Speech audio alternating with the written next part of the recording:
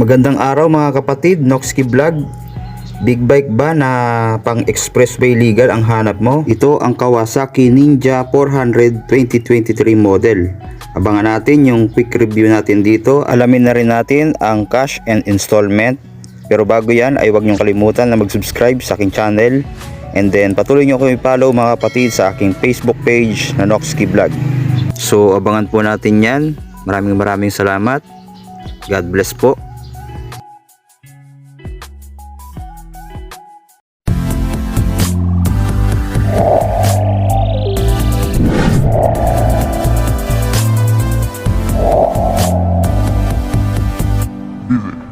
Noxky Vlog.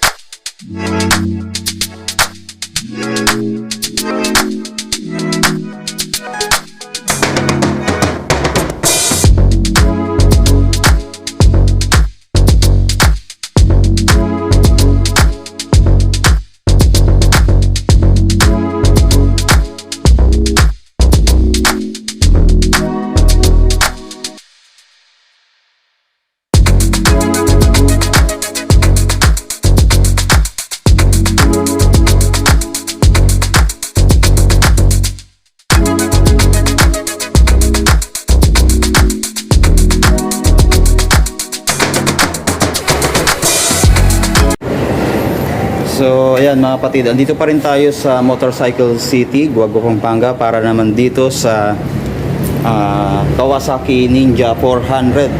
Yan na yung latest color ngayong 2023, no? Itong decals na ganito, ito yung makikita natin, no? Parang hindi mo siya mahalata na may tatak ng Ninja dito na kulay black tsaka gray ang kulay nito, no? Tapos yung decals niya kulay green, tapos gray dito, tapos green na naman dito, tsaka dito sa may tank niya meron din, pati dito sa likod. Yan yung glossy green niya, tapos natatak na 400 dito na green. Napaka minimal lang nung kanyang decals. Tapos andito naman yung kanyang Ninja na maliit. Tapos ito nga yung Ninja dito. Ito yung pag nakita nyo yung ganito, ito na yung latest na decals ngayon ng Ninja 400, no? Yung ganitong design mga kapatid. Tapos dito naman sa ilalim sa kanyang araro nakalagay yung kanyang Kawasaki dito. Tapos may decals din yan na kulay green. Yan, 400. Tapos ito ay naka 2 cylinder. Tapos naka dual channel ABS na rin mga kapatid, kaya safety ang kanyang preno. Then ito yung kanyang disc brake dito, yan malaki din. Tapos naka Nissin caliper. Tapos naka telescopic fork naman ito. Then sa kanyang fender, ayan, glossy black mga kapatid. Tapos maliit lang yung pagkaka-design dito, no? Kanyang headlight, ito LED na rin, no? Tapos halos magkakamukha lang pag sinabing Kawasaki Ninja, yung mukha niya mga kapatid, halos pare-pareho yung design, no? Yung dalawang ilaw pero LED na yan. Tapos napaka-astig ng mukha, no? Talagang nakita mo pa lang yung itsura niya, parang sisibak na ng karsada to. Yan. Tapos meron din siya dito parang winglet na glossy black naman to. Then dito na yung kanyang windshield, ayan. So sa price, ito nakita na natin yung kanyang price na 340,900 nakalagay dito mga kapatid sa cash. Pero yung installment papakita rin natin, no? Tapos ito naman yung side mirror. Yan yung kanyang side mirror, napakaganda ng side mirror, sporty design mga kapatid. Then meron siyang tatak dito ng Kawasaki sa may windshield niya. Tapos dito sa likod naka disc brake na rin yan, ABS na rin po yung kanyang preno. Then tubeless yung mga gulong at naka mags na glossy black. Ito naka monoshock pero yung design niya nakatayo. Sa 250cc kasi medyo nakahiga siya ng konti. So magkaiba rin sila ng design pagdating dito sa shock, no? Then 6-speed manual transmission din mga kapatid itong motor na to. At yung side stand nito mga kapatid, meron siyang kill switch, no. Pag binaba na yung side stand ay mamamatay po yung makina. Then liquid cooled siyempre.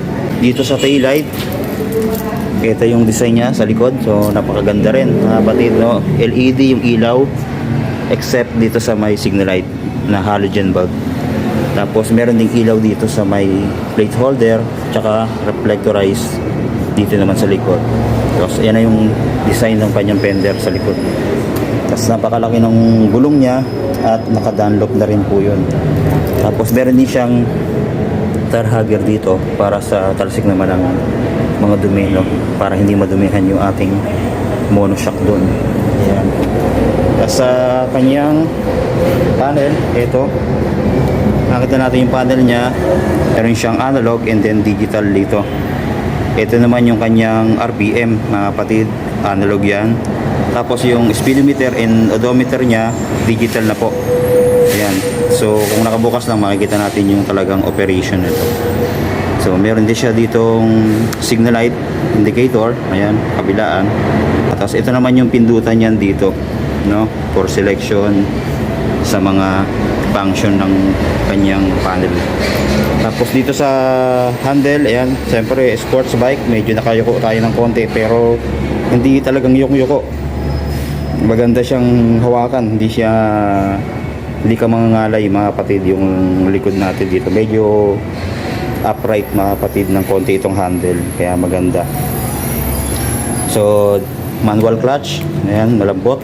Meron siyang pass switch. Tapos yung high and low niya, turn signal light, then busina. Then dito sa kabila, meron pa rin siyang kill switch, and then ito naman yung kanyang electric starter. Then sa throttle, yan, napakalambot ng throttle. Then ito naman yung preno sa harapan. Tapos may brake fluid na yan dito. So sa tank niya, ipa-flash ko na lang mga kapatid yung kanyang fuel capacity. Then ang ganda mga kapatid ng kanyang tank dito na glossy black mga kapatid. Pati sa upuan, no, makita natin yan. Napakababa lang ng seat height nito. Kayang-kaya mga kapatid ng 5-footer, no. Hinkayad ka na lang o tiptoe ka na dito. So ayan po. Ito naman yung sa OBR niya. Sakto din mga kapatid yung tigas at lambot nitong foam niya. So yan po. Sa mga gustong kumuha mga kapatid, available pa rin yan dito sa Motorcycle City, Guagua, Pampanga, no. Hanapin nyo na lang sila Sir at si Sir Arvin. Ayan. Shoutout sa kanya. Yun. Salamat mga kapatid. God bless po sa ating lahat.